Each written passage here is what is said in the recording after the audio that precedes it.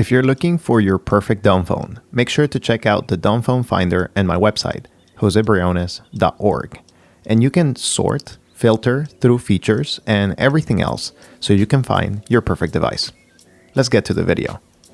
I know many of you have been waiting for this review, and let me cut to the chase. The Kyocera Dura XV does not disappoint, and it shouldn't. For $240, this device should be almost perfect, and it is almost perfect.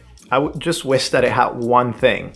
But it competes with the Sunbeam F1, the Shock Classic, the Lightphone 2, the MP02 because it is a premium device. What I like about this device is that it stays updated. Kyocera sends frequent updates. They're not extremely frequent like your updates on your smartphone, but they're pretty frequent for being a dumb phone.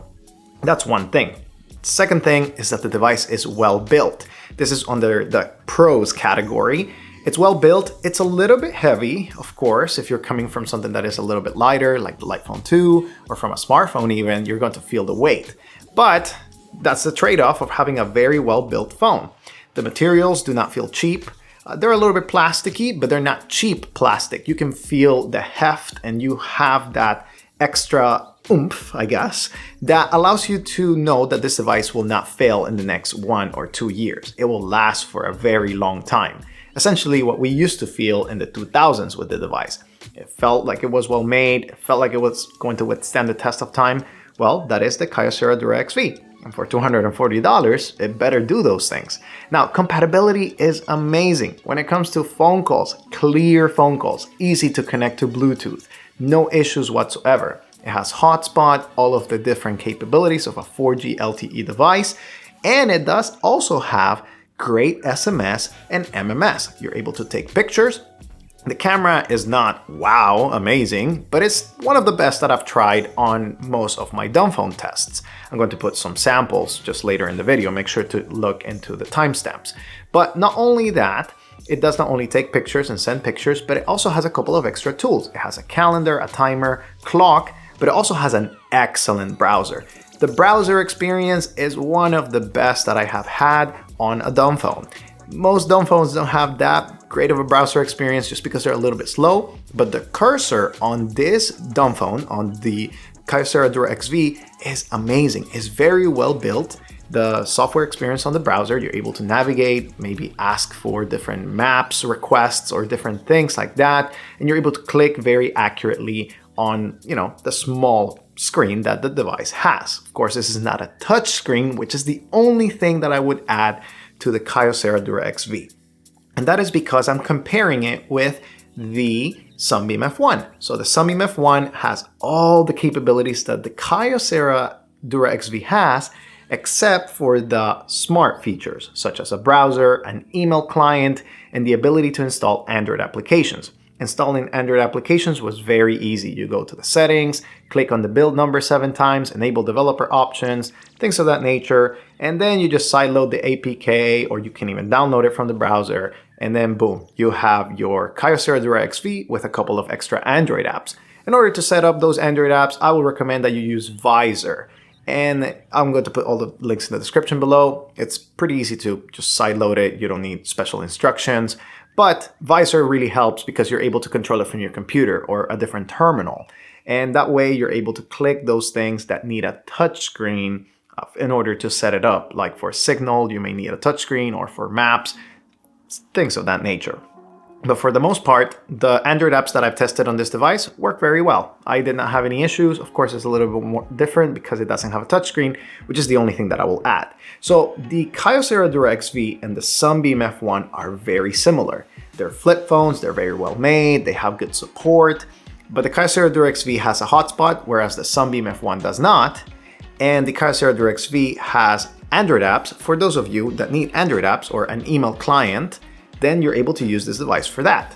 Otherwise, the Sunbeam F1 is, of course, an amazing option, and hopefully they bring a different model. They have 3 right now. They bring a 4th one that you're able to use those extra Android applications, because the Sunbeam has a touchscreen, something that this one doesn't have, that I wish it did. But on top of that, this device is well made. The software is good, not perfect, but it's very decent when it comes to adding contacts. It's not too hard. You're able to add notes and use the calendar, reminders, clocks, stopwatch, things that are very basic work decently well, and they're not hard to find. It may take a little bit to get used to the settings and where everything is, especially your Android apps. They will be under business tools. They will not be under the regular tools, but it has a lot of buttons, especially for push to talk, if that's something that you're into still, or if you want to install an application that supports that. You're able to customize the different buttons. It's a very good experience, and I am enjoying using this device. It does have a camera, as I mentioned, and it's not the most amazing, but it does get the job done.